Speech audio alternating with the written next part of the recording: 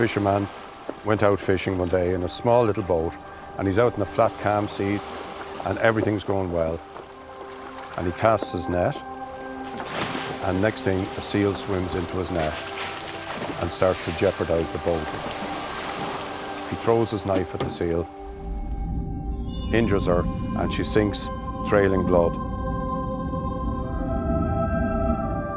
And with that, the skies opened, thunder cracked, and the mast snapped, and the waves churned up, and he was knocked overboard. And he went down beneath the waves, just as the seal.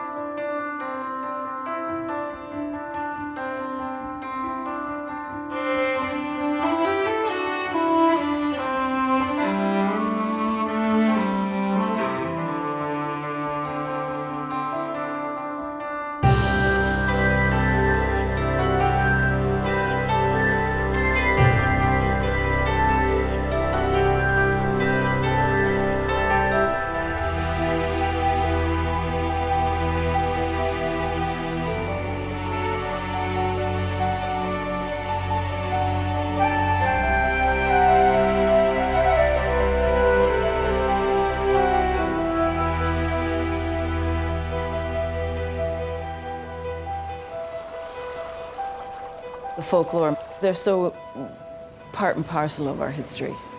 As with most groups of humans, we have fabulous tales of our own creation. And we account for changes in our past through a series of tales that seem to reason out why that happened. When people started telling these tales, of course, they didn't have the science. They had to account for that through these tales that start to be produced because they don't want the heroes forgotten. You know, now we can write it down. We can put it on film. We can, you know, have it saved for time immemorial. But back then, it had to be put in some sort of memorable oral tradition.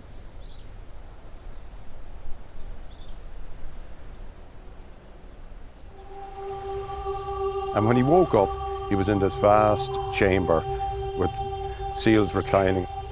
And there was the injured seal and his knife beside her. And she was being nursed by others.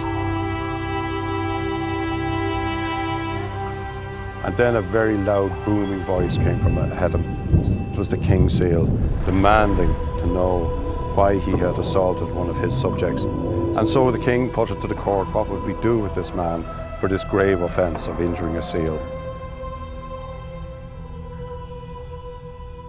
Partly because seals do look like and behave a little bit like people a lot of the time. It's hardly surprising that there would be a great many beliefs and traditions that have grown up over the years about seals, and this is something that isn't unique to Ireland. There's a whole international body of belief out there about seals. The fact that seals are very much liminal creatures as well, and the concept of liminality is quite important to many aspects of folklore. They're creatures who don't really belong fully to the water or to the land. They're kind of a little bit in between, and they're a little bit of both in many ways.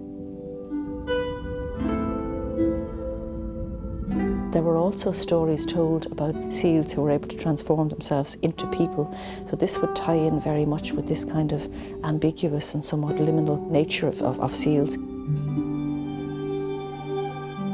There would have been, for example, and there still is to a certain extent, a belief that there's something a little bit special about seals and that they have a connection to the supernatural world and to the other world, and that it's safer not to injure them or to interfere with them.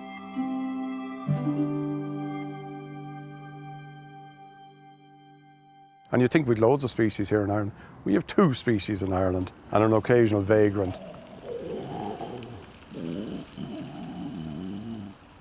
You know, I'll try to give this in summary, but the grey seal is the most exciting animal in the world to me, and I am highly prejudiced when I start talking about them.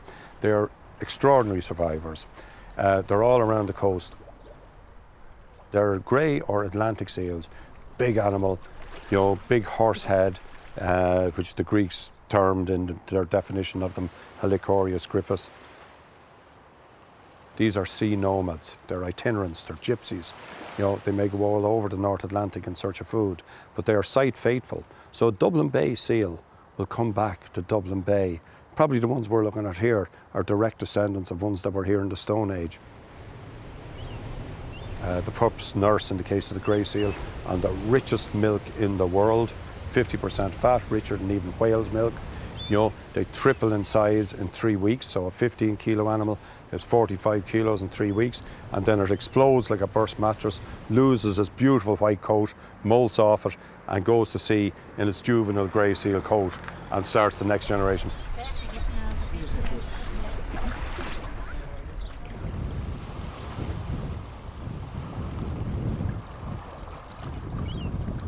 I have a particular favourite folklore story. Why we're so fond of it, it's the court of the king seal. We were telling it one day in a classroom of school children, and behind my back, unknowns to me, the children were enacting the story. And I realised how powerful it was at getting through to them. And from folklore to us is the science of yesterday, and our science today is probably the folklore of tomorrow. So as I say, there is a continuum of truth through all these stories. So this particular one, we realised was a good guidance to what was good governance of the natural world, to conservation, to care for nature and other species about us. And children redefine things for us in the classroom. We asked them, what's conservation mean? And conservation was just about learning to live with other species. So if we can learn to find a living accommodation with the grey seal, the world's first protected species, we can maybe be successful in conservation and learn to come to accommodation with other species too.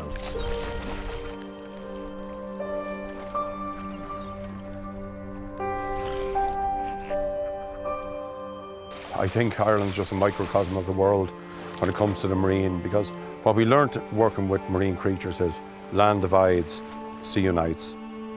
We really and truly don't know what the impact of some of our actions are, and there may be a massive adjustment in seal numbers because of this. So the populations may be relatively, and I use that word very carefully, healthy, but it takes nothing to tip them over. In many ways that these beliefs can actually indicate a perception and an understanding. There is an underlying sense there of the very delicate balance that exists between people and our environment. Many of these beliefs and narratives can actually function and can be understood and read at many different levels. I think it would be very foolish of us to underestimate these stories because they have a great deal to teach us still.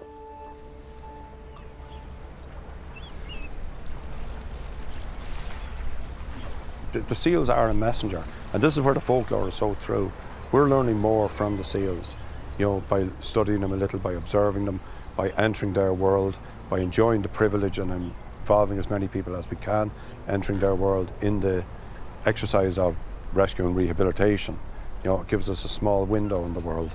And so we're seeing the dangers that are facing not just the seals, but all the other ocean creatures, ourselves and food supply and food security. It's massive, the problems are massive, and they can't be underestimated.